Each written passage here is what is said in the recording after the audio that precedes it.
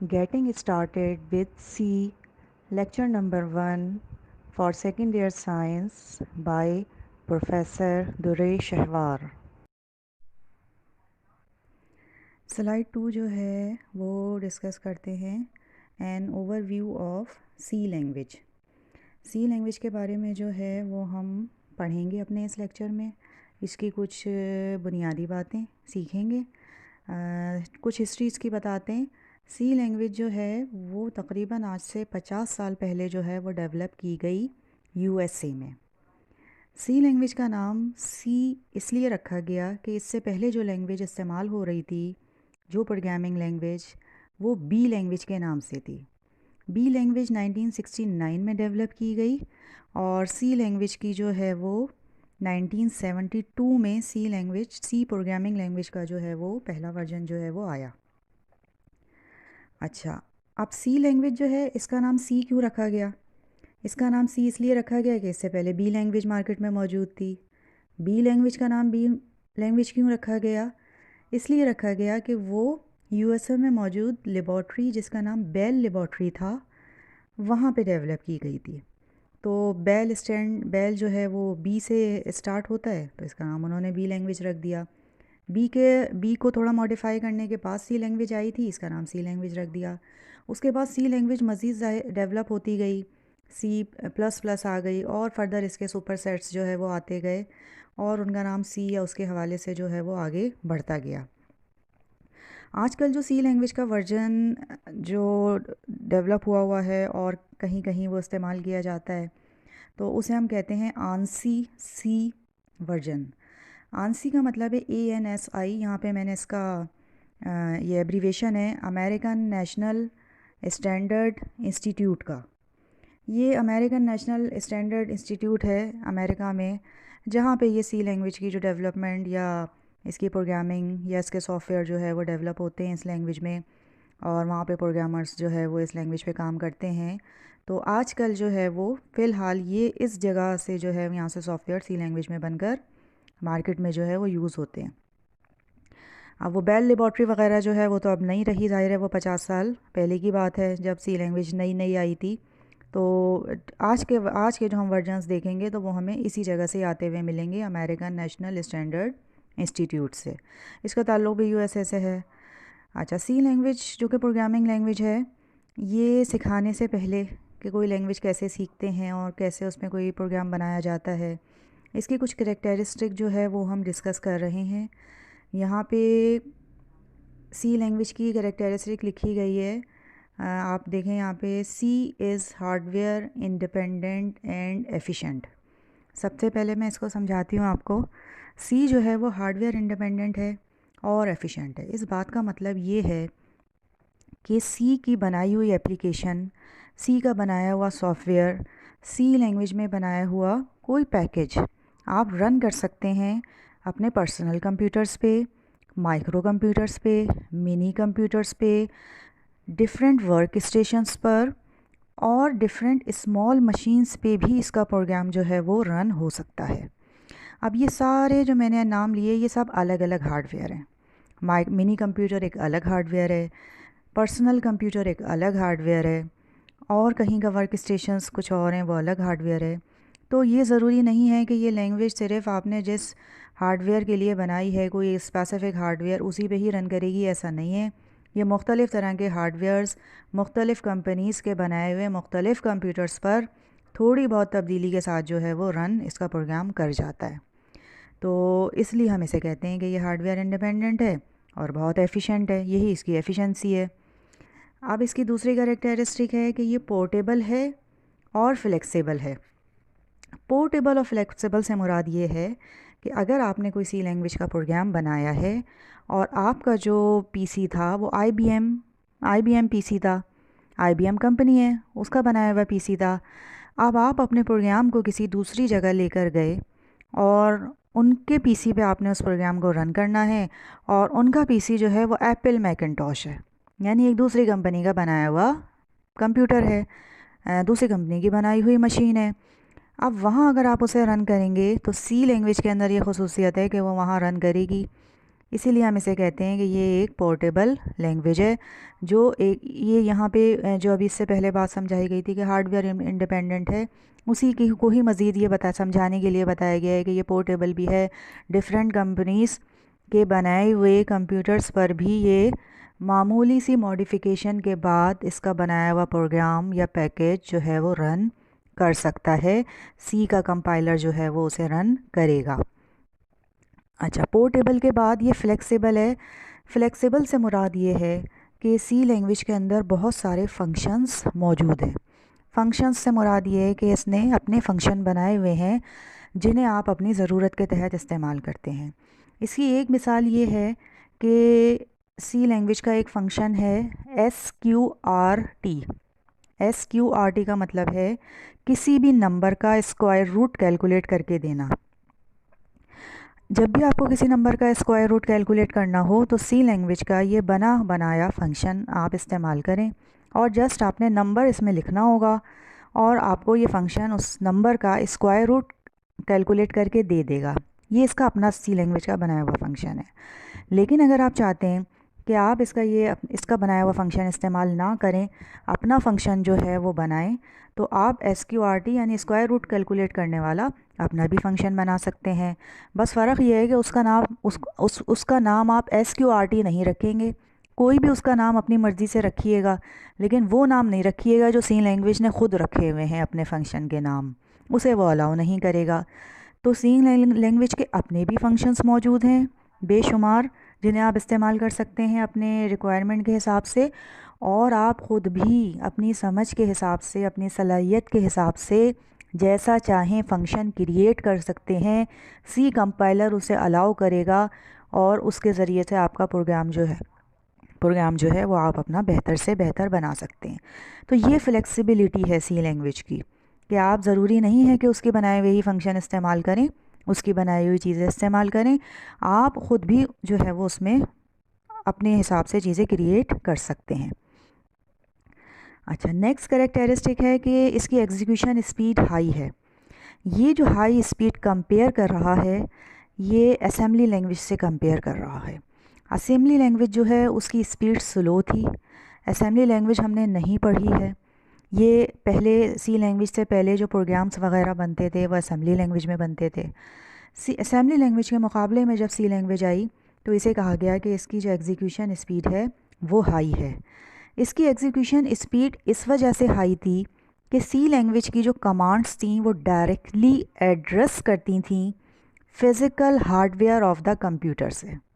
जो आपके कंप्यूटर का फ़िज़िकल हार्डवेयर है, इसकी कमांड उससे डायरेक्ट एड्रेस करती थी। इसीलिए इसके प्रोग्राम के रन होने की जो स्पीड थी, इसके प्रोग्राम्स के जो कंपाइल होने की स्पीड थी, वो as compare to assembly language ज़्यादा थी। इसलिए हमने इसको उस वक्त कहा कि ये हाई एग्जीक्यूशन स्पीड वाली लैंग्वेज है। बहुत सारी कंपनीज़ जो हैं वो सी लैंग्वेज में अपने सॉफ्टवेयर्स डेवलप करती हैं। आप मैंने जो यहाँ एक मशहूर कंपनी का नाम लिखा है क्योंकि आप लोग उससे वाकिफ़ होंगे कि माइक्रोसॉफ्ट जो सॉफ्टवेयर बनाने वाली कंपनी है, माइक्रोसॉफ्ट जो है वो उसने भी सी लैंग्वेज में अपने बहुत सारे सॉफ्टवेयर और पैकेजेस जो हैं वो तैयार किए हैं, माजी में भी किए हैं और अभी भी जो है वो जहाँ उन्हें ज़रूरत होती है इस लैंग्वेज की वो उसको इस्तेमाल करते हैं। ज़्यादातर सी लैंग्वेज में जो है वो ऑपरेटिंग सिस्टम्स जो हैं वो बनाए गए। सबसे पहले जो सी लैंग्वेज बनाई गई थी वो जिस ऑपरेटिंग सिस्टम को बनाने के लिए बनाई गई थी उस ऑपरेटिंग सिस्टम का नाम था यूनिक्स। यूनिक्स जो है वो सबसे पहले सी लैंग्वेज में डिज़ाइन किया गया था और उसके बाद और भी ऑपरेटिंग सिस्टम सी लैंग्वेज में आए और भी जो है एप्लीकेशन सॉफ्टवेयर्स जो है वो सी लैंग्वेज में आए। माजी में इस्तेमाल होने वाला एक मशहूर एप्लीकेशन सॉफ्टवेयर वर्ड परफेक्ट और एक और का नाम है लोटस 1 2 3, ये सब जो थे ये सी लैंग्वेज में जो है वो बनाए गए थे और अपने वक्त में इन्होंने बहुत ज़्यादा लोगों ने जो है वो इसको इस्तेमाल किया और सी लैंग्वेज को जो है वो सीखा। अभी भी ऑपरेटिंग सिस्टम बनाने के लिए जो है वो सी लैंग्वेज या इसके और जो सुपर सेट लैंग्वेजेस यानी और जो इसके एडवांस वर्जन आ गए हैं वो सी के नाम से तो नहीं होंगे, उनके नाम बदल जाते हैं हर नए आने वाले वर्जन के। तो बेसिक उसकी वही होती है। तो वो जो है अभी तक जो है वो सी लैंग्वेज इस वक्त इस्तेमाल हो रही है। अब जो करैक्टरिस्टिक जो है सी लैंग्वेज की बताई गई कि ये इंडिपेंडेंट है, हार्डवेयर इंडिपेंडेंट है, ये एफिशिएंट है, ये पोर्टेबल है, फ्लेक्सिबल है, इसकी एग्जीक्यूशन स्पीड हाई है, ये सब करैक्टरिस्टिक ने मिलके क्या किया, सी को एक पावरफुल प्रोग्रामिंग लैंग्वेज बनाया। इसीलिए हम कहते हैं कि C is a powerful programming language.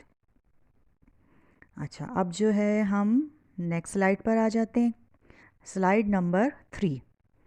Slide number 3 में है the basic structure of C language. अब हम ये देखते हैं कि सी लैंग्वेज जो है उसका बेसिक स्ट्रक्चर क्या है और सी लैंग्वेज में हम प्रोग्राम जो है वो कैसे लिखेंगे। इसमें जो मैंने बेसिक स्ट्रक्चर जो है वो सी लैंग्वेज का बनाया है, इसे आप देखें, all programmes consist of one और मोर फंक्शन। ये बात तो मैंने अभी ही बताई थी आपको कि सी लैंग्वेज के जो प्रोग्राम हैं इसमें एक से ज़्यादा फंक्शन जो है सी लैंग्वेज के अपने भी बनाए हुए फंक्शन हैं, आप भी बना सकते हैं, या आप ये कह लें कि C language is a combination of one और मोर फंक्शंस। इसमें जो है वो फंक्शंस आपको नज़र आएंगे, लेकिन अगर चलें फंक्शन का पहले आगे बता देते हैं। फंक्शन क्या है? Function is a group of one और मोर स्टेटमेंट्स। अब फंक्शन के अंदर क्या होगा, स्टेटमेंट्स आपने लिखी होंगी, एक स्टेटमेंट होगी, एक से ज़्यादा स्टेटमेंट्स होगी। फंक्शन का काम क्या होगा? फंक्शन का काम होगा जो आपकी प्रॉब्लम है उसको सॉल्व करना। आप सी लैंग्वेज का प्रोग्राम क्यों लिख रहे हैं? आप सी लैंग्वेज का प्रोग्राम इसलिए लिख रहे हैं कि आपके पास कोई प्रॉब्लम आई है, आपने उस प्रॉब्लम को सॉल्व करना है और कंप्यूटर के ज़रिए, कंप्यूटर की प्रोग्रामिंग लैंग्वेज के ज़रिए आपको प्रोग्राम सॉल्व करके उसका आउटपुट हासिल करना है। कंप्यूटर को वो आप अपनी प्रॉब्लम बताएंगे, कंप्यूटर उसका सलूशन आपको बताएगा। कंप्यूटर को वो प्रॉब्लम आप जब बताएंगे तो आप कंप्यूटर को कुछ स्टेटमेंट्स लिख के देंगे जो एक स्पेसिफ़िक प्रोग्रामिंग लैंग्वेज में जो है वो होंगी। जो कंप्यूटर को आप अपनी स्टेटमेंट्स जो हैं वो लिख के देंगे, वो एक सिंगल स्टेटमेंट भी हो सकती है, वो एक से ज़्यादा स्टेटमेंट्स भी हो सकती हैं। ये स्टेटमेंट्स जो हैं सीक्वेंस में होंगी, ये सारी एक फंक्शन के अंदर मौजूद होंगी, और फंक्शन आपके प्रोग्राम में एक भी हो सकता है और एक से ज़्यादा भी हो सकता है, ये बात हम पहले ही बता चुके हैं। अब सी लैंग्वेज के अंदर जो है वो ये जो बेसिक स्ट्रक्चर मैंने यहाँ लिखा है, इसमें पहली जो इसमें लाइन आपको लिखी हुई नज़र आ रही है, हैश इंक्लूड और stdio.h, और ये दो ब्रैकेट्स के अंदर जो कह लें लेस दैन ग्रेटर दैन के निशान है, इसमें जो है ये बंद है। इसके नीचे भी एक इसी तरह की लाइन है, hash include less than greater than के सिंबल्स के अंदर conio.h जो है वो लिखा हुआ है। इसे पहले डिस्कस करते हैं ये क्या है। ये जो लाइन है इसे हम कहते हैं प्री प्रोसेसिंग डायरेक्टिव। ये प्री प्रोसेसिंग डायरेक्टिव का मतलब ये है कि इंक्लूड का मतलब तो शामिल कराना ही है। इंक्लूड मींस इंक्लूड करा दिया गया। क्या इंक्लूड कराया है इसमें? stdio.h। stdio एक फ़ाइल का नाम है और h का मतलब है हेडर। हेडर माने छुपा हुआ। stdio.h एक छुपी हुई फ़ाइल है जो आपको जब आप सी लैंग्वेज पे काम करेंगे तो आपको नज़र नहीं आएगी। ये सी लैंग्वेज के कंपाइलर जो है वो इसको जानता है। आप इस फ़ाइल को इस्तेमाल करना चाहते हैं तो आपने सिर्फ ये लाइन ऊपर लिखना होगी, इंक्लूड stdio.h। तो ये फ़ाइल गायबाना तौर पे आपके प्रोग्राम में शामिल हो जाएगी, आपको नज़र नहीं आ रही होगी, आप इसकी कॉम्प्लेक्सिटी से बच जाएंगे, लेकिन ये फ़ाइल जो इसने अपना काम करना होगा वो ये छुप के अपना काम कर रही होगी। अच्छा, अब इस फ़ाइल का क्या काम होगा? ये फ़ाइल कितनी हैं, एक हैं, एक से ज़्यादा हैं, 1000 हैं, कितनी हैं, ये हम आइंदा आने वाले प्रोग्राम्स के अंदर जो है वो ज़रूरत के हिसाब से जैसे जैसे हमें जिस फ़ाइल की ज़रूरत होगी वो हम उसे इस्तेमाल करेंगे और वहाँ पर हम उसकी डिटेल भी शेयर करेंगे। अभी जो इस प्रोग्राम में बेसिक स्ट्रक्चर में ये दो लाइनें शामिल करने का मकसद ये है कि जब भी आप अपना सी लैंग्वेज का प्रोग्राम लिखना शुरू करते हैं तो आपको ऊपर सबसे पहले एक या एक से ज़ायद इस तरह की फ़ाइल, गायबाना तौर पे हेडर फाइल्स कहलाती हैं, ये इन्हें शामिल करना पड़ता है। इन्हें शामिल करने के लिए बस एक लाइन, ये प्री प्रोसेसिंग डायरेक्टिव जिस लाइन को मैंने कहा है, ये आप इंक्लूड हैश इंक्लूड करके इसी सिंबल्स के साथ आप लिखते हैं तो ये फ़ाइल शामिल हो जाती है। stdio.h का मतलब है, ये एब्रीवेशन है इसका, standard input output. stdio dot means standard input output, h means header, header file है ये। जो दूसरी फाइल नीचे है इसके नीचे कोनियो, कोनियो का मतलब है console input output, console input output, h means header, ये भी हेडर फाइल है। अच्छा, उसके बाद आप ये देखेंगे जब हम इससे आगे बढ़ते हैं अपने प्री प्रोसेसिंग डायरेक्टिव से हम मज़ीद नीचे आते हैं तो यहाँ पे आपको वॉइड मेन वॉइड लिखा हुआ नज़र आएगा। ये सी लैंग्वेज का इसका नाम भी मेन है और ये होता भी सबसे मेन फंक्शन है। सी लैंग्वेज के किसी भी प्रोग्राम में कम अज़ कम एक फ़ंक्शन लाजमी होना चाहिए और वो यही मेन फंक्शन है। इसके बगैर आप कोई सी लैंग्वेज का प्रोग्राम रन नहीं कर सकते। इस मेन फंक्शन के अंदर बहुत सारे फंक्शन जो है वो बनते हैं। इसके अंदर से मुराद ये है कि ये मेन फंक्शन जो वॉइड मेन वॉइड के नाम से है, इसके बाद आपको एक कर्ली ब्रैकेट नज़र आ रहा होगा जो ओपन हुआ है और एक लाइन छोड़ के वही कर्ली ब्रैकेट जो है वो क्लोज़ भी हो गया है। ये कर्ली ब्रैकेट ओपन होने से लेके कर्ली ब्रैकेट क्लोज़ होने के बीच में इस वक्त यहाँ पे एक लाइन लिखी हुई है। बेसिक स्ट्रक्चर बता रहे हैं तो एक ही लाइन लिखी हुई है, या ये कह लें कि एक स्टेटमेंट लिखा हुआ है। लेकिन इसके अंदर एक स्टेटमेंट आया है, इसमें 1000 स्टेटमेंट भी आ सकते हैं। इसमें बहुत जितना प्रोग्राम आप अपना लिखना चाहें वो इस बॉडी के अंदर लिखा जाएगा। बॉडी से मीन्स जहाँ से कर्ली ब्रैकेट शुरू हो रहा है, जहाँ कर्ली ब्रैकेट ख़त्म हो रहा है। ये है आपकी body of the main function. C language का फंक्शन, इसका नाम मेन है, ये इसकी बॉडी है जो कर्ली ब्रैकेट स्टार्ट और कर्ली ब्रैकेट जो एंड हो रहा है, क्लोज़ हो रहा है, वहाँ तक होती है। इसके बीच में आपने अपना पूरा प्रोग्राम जो है वो लिखना होता है। इस वक्त इसकी बॉडी के अंदर एक स्टेटमेंट लिखी हुई है, मोर देन वन स्टेटमेंट्स भी ज़ाहिर है प्रोग्राम्स के अंदर आती हैं, तो वो इसी बॉडी के अंदर ही आती हैं। अच्छा, अब ये जो फंक्शन है इसका नाम मेन है। मेन के आगे पीछे जो वॉइड लिखा हुआ है इसके क्या मायने हैं? मेन से जो पहले वॉइड लिखा हुआ है, मेन से पहले लिखा जाने वाला वॉइड के मायने हैं कि ये फंक्शन जब कंप्लीट हो जाएगा तो उसका जो आंसर आएगा उसके बाद कंप्लीट हो जाने के बाद ये फंक्शन कोई वैल्यू रिटर्न नहीं करेगा। वॉइड का मीनिंग खाली, एम्प्टी। तो मेन से पहले जो वॉइड है वो ये बताता है कि इस फंक्शन की रिटर्न टाइप कोई नहीं है। इस फंक्शन की रिटर्न टाइप कोई नहीं है, ये कोई वैल्यू रिटर्न नहीं कर रहा। और जो आगे वॉइड लिखा हुआ है मेन के बाद जो राउंड ब्रैकेट 2 हैं उसके अंदर जो वॉइड लिखा हुआ है, अगर ये वॉइड आप चाहें तो लिखें चाहें तो ना लिखें, ये ऑप्शनल होता है।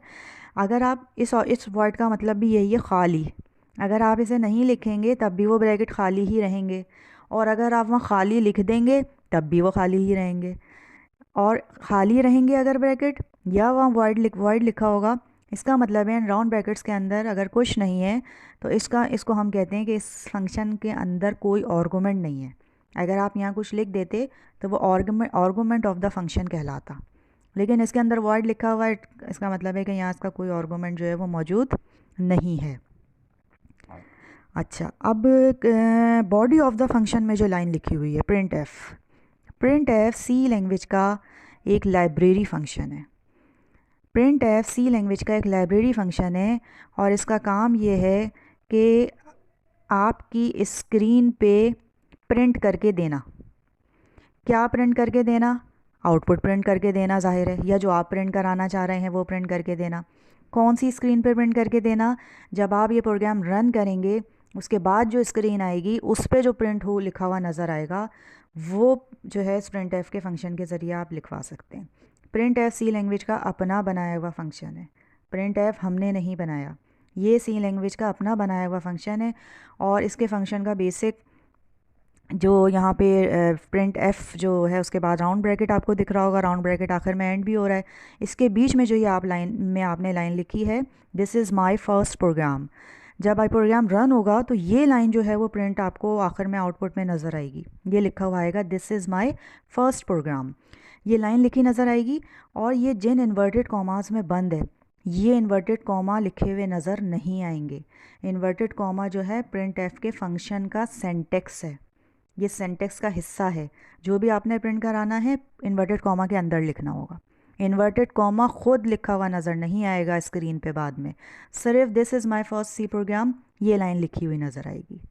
अब ये प्रिंट एफ का फंक्शन इसने कैसे प्रिंट कराया इसको, इसकी क्या इसने फर्दर फंक्शंस थे या इसके क्या बॉडी थी इस फंक्शन की, ये हमने बनाई नहीं, ये सी लैंग्वेज ने अपनी लाइब्रेरी में बनाई हुई है, हमने इसे यूज़ किया है।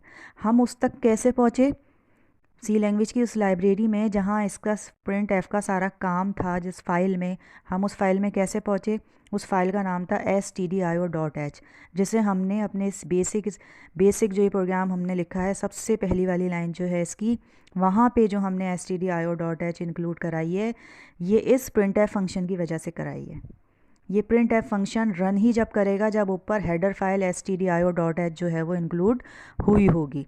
अगर वो ऊपर आप इंक्लूड नहीं कराएंगे, प्रिंट एफ जो है आपको स्क्रीन पे ये प्रिंट करके नहीं देगा। तो अब ये थोड़ा सा आपने सीखा होगा कि ये जो ऊपर फाइल हमने इंक्लूड कराई थी इसमें किसकी वर्किंग मौजूद है। नीचे जो हमने एक बनाया standard library function C language का प्रिंट एफ जो इस्तेमाल किया है, इसकी वर्किंग stdio.h नामी हेडर फाइल में मौजूद है। ये हेडर फाइल सिस्टम में मौजूद है, ये आपको दिखाई नहीं देगी। हम इसे कंपाइलर इसे इसलिए भी नहीं देखने देता ताकि आपको चीज़ें कॉम्प्लेक्स नज़र ना आएँ, आसान नज़र आएँ। तो हमने इसको इंक्लूड करा दिया था तो ये हमारे प्रोग्राम में शामिल हो गई थी। और अब हमने इसको प्रिंट एफ का जब फंक्शन यूज़ किया तो समझे हमने ये फ़ाइल भी इस्तेमाल कर ली है अपनी। तो इस तरह से ये प्रिंट एफ फंक्शन जो है वो वर्क करेगा और एक सिंपल सी लाइन जो हमने प्रिंट कराई है ये प्रिंट करा के आपको स्क्रीन पे दिखाएगा। इसी लाइन के आखिर में एक सेमीकोलन आपको दिख रहा होगा। ये सेमीकोलन सी लैंग्वेज की हर स्टेटमेंट के आखिर में लगाया जाता है। इसे स्टेटमेंट टर्मिनेटर कहा जाता है। इस सेमीकोलन लगाने का मकसद ये होता है कि आपकी ये वाली स्टेटमेंट यहाँ एंड हो गई है, अब नीचे से आप कुछ और चीज़ लिखेंगे तो वो चीज़ अलग होगी, उसका ताल्लुक़ इससे नहीं होगा। ये सेमीकोलन जो है स्टेटमेंट टर्मिनेटर कहलाता है। ये हर स्टेटमेंट के आखिर में आपको लगा हुआ जो है वो नज़र आएगा। याद रखिएगा कि ये स्टेटमेंट के आखिर में लगा हुआ नज़र आएगा।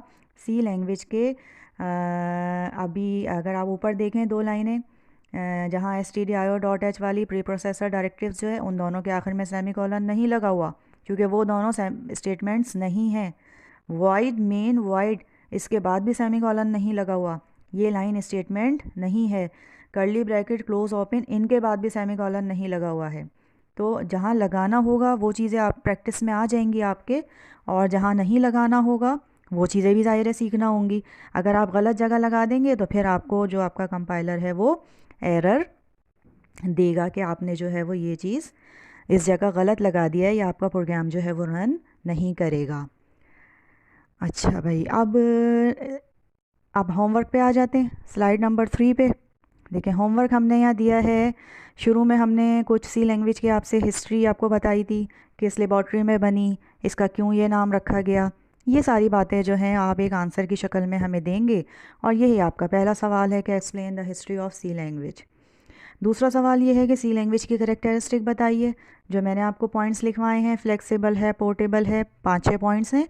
इनको आप थोड़ा सा जो है वो बढ़ा के और आप बुक रीडिंग करेंगे तो आपको ज़ाहिर है इसकी बाकायदा डेफिनेशंस मिल जाएंगी, तो इसका भी आंसर आप लिखेंगे। स्टेटमेंट टर्मिनेटर क्या होता है अभी बताया, सेमीकोलन स्टेटमेंट टर्मिनेटर होता है। इसका आंसर भी आप व्हाट इज़ स्टेटमेंट टर्मिनेटर जो है उसका आंसर भी लिखिएगा।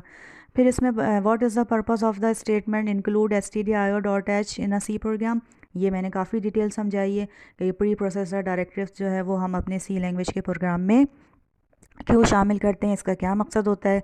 ये चारों सवालों के जवाब आपको आपकी बुक में जो है वो मिल जाएंगे। तो बराए मेहरबानी जो है अपनी बुक को रीड कीजिए और दिल लगा के पढ़ेंगे तो इसकी डिटेल आपको बुक में लिखी हुई मिलेगी जो आपकी कोर्स बुक है, और उस हिसाब से आप अपना होमवर्क जो है वो कंप्लीट कीजिएगा। ओके।